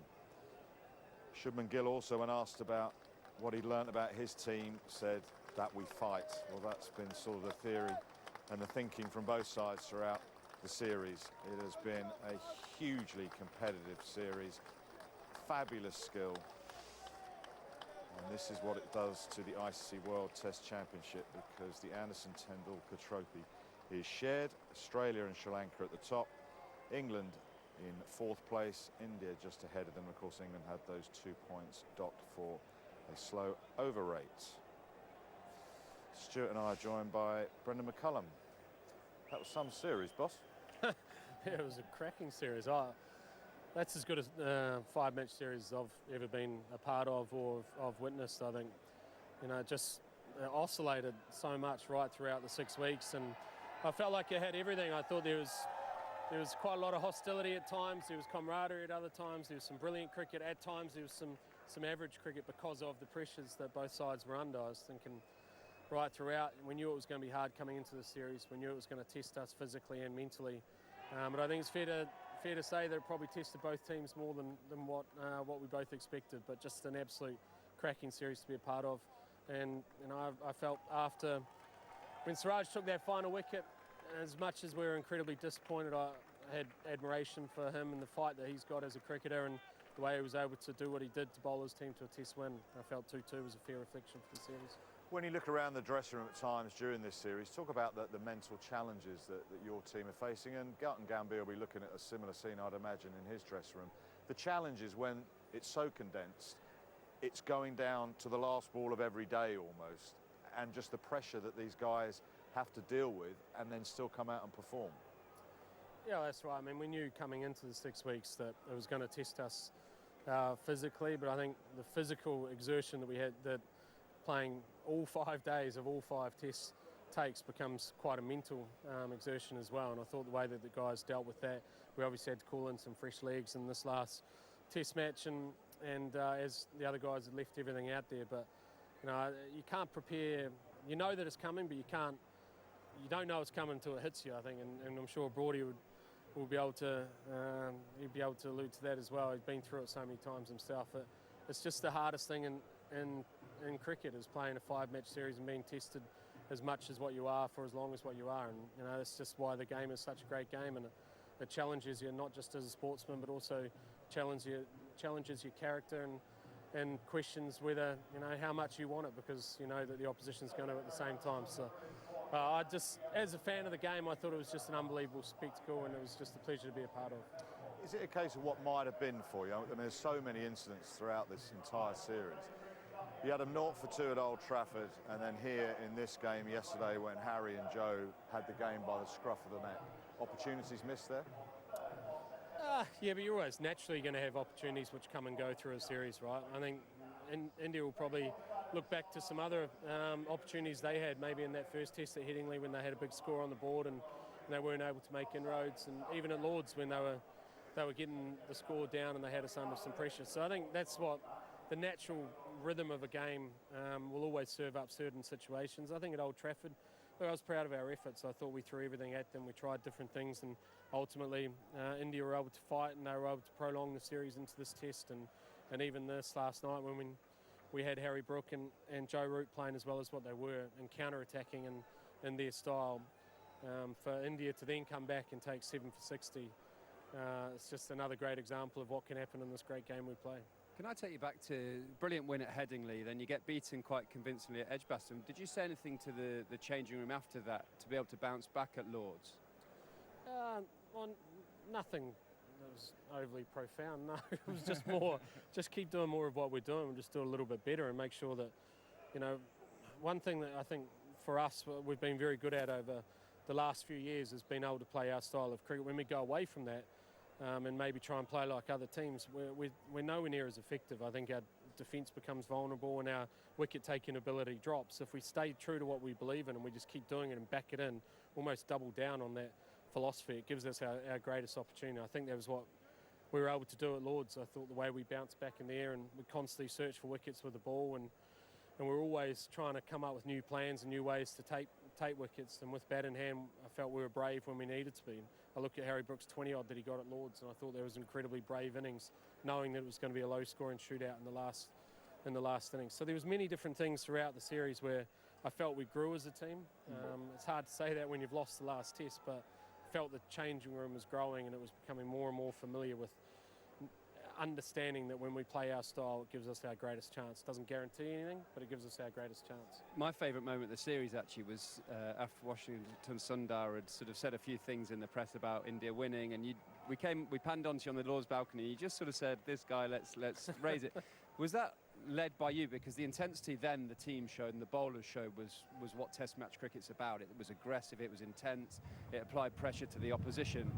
Did you feel like, as we're getting blown everywhere, did you feel like you had to sort of say that to the group just to lift their emotions a bit? Well, it actually came from some of the other guys. I was just reminding them of what we had talked about. But I think even there, I thought it was great drama right throughout the series. Both teams going at each other but without crossing the line, and that's what you want, right? It's not easy out there, and you represent your country, and you're playing for all the millions of fans which support your team. You expect passion, you expect confrontation, and there's certain moments and there's certain times where you know that there's key periods of play, and we felt that was one of those key times, and the guys identify it, so I was just merely trying to remind them. Can I ask you about Ben, the player, not his captaincy? Runs in Old Trafford, wonderful 100. He's been your best bowler probably in the series, but again, he's back to bowling those long spells. Now, I'm not saying that that's necessarily the contributing factor as to why he went in the shoulder at Old Trafford, couldn't play here. But are you happy with him going back to doing that? Because he's shaking his head. Can he do that, given the injuries that he's had? Because you are a very different side when he's not balancing it. Yeah, look, I mean, first of all, Stokes, he's a once-in-a-generation cricketer, right? He bowls high 80 mile an hour and with immense skill, long, sustained spells. He makes things happen with bat in hand. He's got the most Test sixes the game's ever seen and can turn a game and absorb pressure as good as anyone I've seen. And obviously he's an inspirational captain who the guys follow, and he plays cards every time he's a captain. He's always looking at how he advances the game and transfers pressure on the opposition. So, look, are those the qualities he possesses they come about because of his personality, because through force of will, he's able to make things work. And sometimes that means he's got to bowl long periods, or he's got to take himself to dark places. So you can't have one without the other, and unfortunately sometimes it does lead to injuries, and that's just part and parcel of it. So I would never want him to change. There's times where if someone else can do the heavy lifting during those times, I'd encourage them to do so. But for the best part, if there's a game on the line, then Ben Stokes is someone that you want with the ball in the hand or in the key passage of play, and he'll leave everything out on the field in Australia, and I don't think any of us want that any other way. I'll talk to you about the bowlers in this game, because you obviously had to change things around, and Chris Woakes went down with that shoulder injury. How did they do? Because Josh Tongue looked a bit rusty. When you look back, could he have had some more cricket somewhere else to perhaps get rid of that rustiness, if indeed that was what it was? Yeah, it's hard, right? Because you want guys around the group, and you want them to be able to still be in touch with how the environment's operating, and you're still trying to get much speed with working around the nets and stuff. But to be honest, I thought Josh Tongue on that first morning, the big boys, Josh and Jamie Overton were struggling a little bit with the foot marks, and once they were able to, I guess, push through that period, I thought they bowled exceptionally well. I think, you don't ever anticipate losing a bowler in a Test match, especially your experienced bowler. We're left with three seamers who've got 20 Test matches between them, bowling 88 out of 97 overs to try and bowl your team to a Test win, and I thought they bowled absolutely brilliantly. Josh Tongue's got 19 wickets in 3 matches. Jamie Overton's hitting 90 mile an hour deep into his last spell in this Test match, and obviously Gus Atkinson taking 8 for and showing what he's capable of doing even after such a long layoff. So I couldn't be prouder of the lads, to be honest. I thought they were superb, and just proud of the entire team and just all the efforts that they put in. One player that wasn't here was Mark Wood. There was a talk that perhaps he could have made this Test match. Where's he at? What's his prognosis going forward? He'd be good to go for Australia. Cool. Jacob Bethel, not played a lot of cricket, asked to come into a Test match, and you looked like he hadn't batted for a while. There was times, I know you like the players around the group, but would that have been better for him to go and spend some time in the middle somewhere? Well, I guess you never know, right? But from our point of view, Jacob Bethel, we see a talent which is, his best years are well in front of him. What he's already done in international cricket is show how good he can be, show that he's not overawed by a situation. And I thought, when he went out to bat yesterday, even the ball started moving quite quite a lot. They challenged us, they adjusted their lengths, they set straighter fields, and they were able to hit the areas that they wanted consistently, and that's going to challenge any batter. Even Joe Root started his scoring rate dropped a little bit as well, which shows how difficult it is when a guy like Joe Root, 39 Test 100 under his belt, and he's on 100, starts struggling in those conditions too. So, look, Bethel, he'll be back, and he'll be better for the experience, and you never know until you get in those times, and I'm sure he'll learn from it. The good thing was I thought he took a positive option. I think it's the thing that people want to be seen to be doing is getting out to a ball in an acceptable manner, but sometimes you've got to be brave enough to be able to try and put some pressure back on the opposition, and he got out doing it, but no one ever regretted being positive, right? Could you have been a bit braver today with the bat? There's a couple of timid shots from Jamie Smith outside the off stump, which I don't think we've seen from him in Test match cricket. Yeah, look, I mean, retrospectively, we probably could have been braver a little bit even last night, but that's, again, I look at the way Siraj in particular was able to operate. He was getting the ball to swing beautifully. It was an 80-plus old ball, and obviously overcast conditions and the lights on, you know, it's tough batting conditions, right? And when you get in that late sort of swing, and still being able to also bowl the ball that comes back in and challenges your front pad, which he showed on a couple of occasions. It's tough out there, so you need a couple of things to go your way, and ultimately we had our chance in this game. We dropped 6 catches and 7 for 60 in the back end of the game. You don't win too many games doing that, but we gave ourselves every chance because we stuck to the style of play that just gives us our greatest opportunity. How well set are you for the Ashes? And could you just explain why it's only one warm-up game? It's not like a couple, perhaps? Well, I think things have changed a bit from the old days, Wardy. I don't think you need too many warm-up games these days. I think the best thing to do is to try and get the guys prepared as well as what you possibly can. I think since I've taken over, we've pretty much won every first game of every series that we've operated in, and we've run the same structure as what we're going to down in Australia. And you know, you've got to have conviction in what you believe is going to give your players the best opportunity to perform, and that's the conviction that we've got. Just finally on Chris Woakes, didn't look good. How's he doing? No, he's good on Wokesy for walking out there and incredibly brave. Unbelievably brave. But I mean, it sums up Wokesy, right? He'd do anything for the team. He has done. He's been around English cricket for a long time now, and for him to go down in the manner that he did, yet still push himself out there with one arm effectively to try and get us across the line, it sums up the type of bloke he is. But we'll get some more information in the coming days, and we hope that it's not going to be too long a layoff for him. Appreciate your time.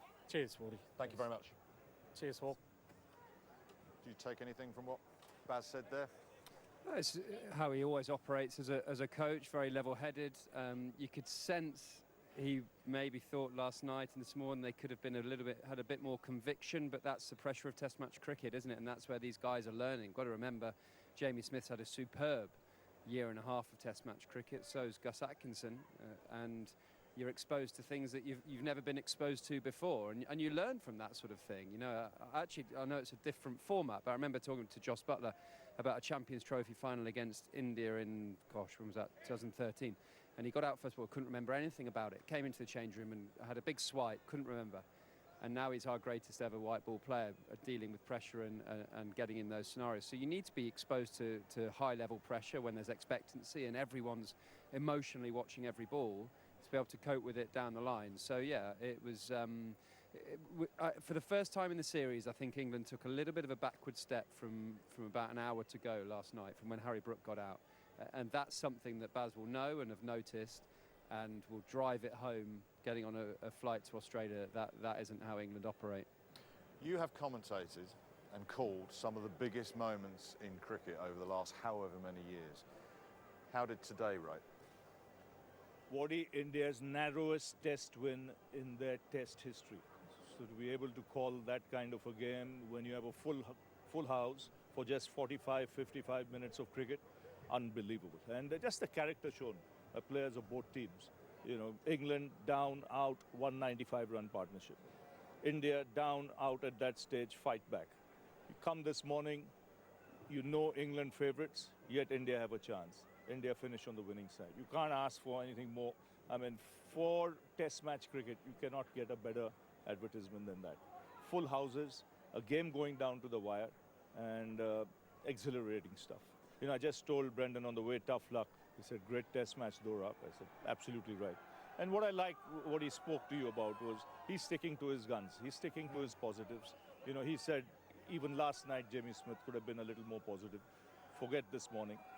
Also, the way Jacob Bethel got out. I like coaches who back their players, you know, because they have a style, you know, which they want their players to stick with. So even if it doesn't come off, that's the time you got to back them. That's the time you don't run away and say, no, he could have done something better. He tried the positive option. It didn't work. So be it. But you carry on doing that. With Bethel, though, enormously talented. He's hardly faced a ball. And then he's asked to go and bat in these conditions against Mohammad Siraj in a test match. That's tough. Yeah, and he's really young. If that was Ben Stokes, wouldn't bother me, because you've got a wealth of experience and you've seen a lot of different scenarios.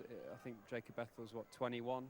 Hasn't had a huge amount of cricket behind him, has never scored a first-class 100. So he needs to play. Yeah, it's very difficult for him to cope with high-level pressure and quality test match bowlers when he's not in any sort of rhythm or flow. But also I do get Baz's mindset that he needs to be around the group and see how we operate. But he needs to play some cricket. You know, I can only really talk about the bowling I like to play. I don't like bowling in nets. I like to play in games. I like to take wickets. I like to get the sense that if I bowl a bad ball, it goes for 4.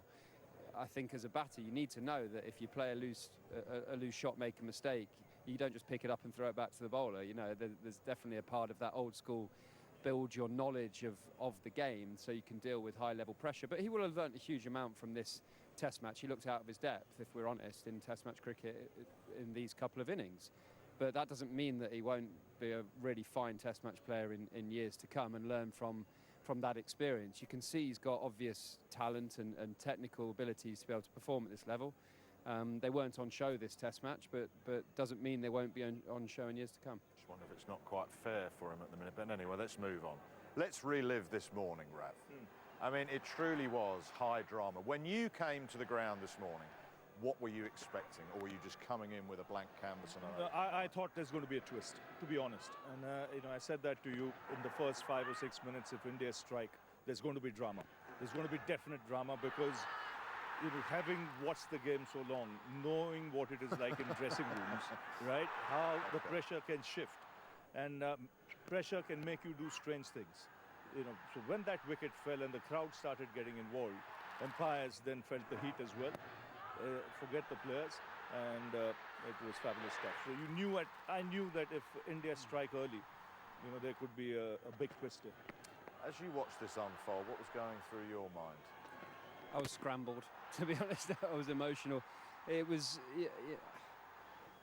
the first sort of 15 minutes that was so important, wasn't it? Whether England could start calmly, maybe find the boundary, make India then have to try something. But with Jamie Smith going so early, it meant that India had the encouragement, had the energy up, had the crowd up. And actually the ball did a little bit more than I thought it was going to this morning. It really did swing. And India tactically, don't underestimate how clever they were with bowling channel.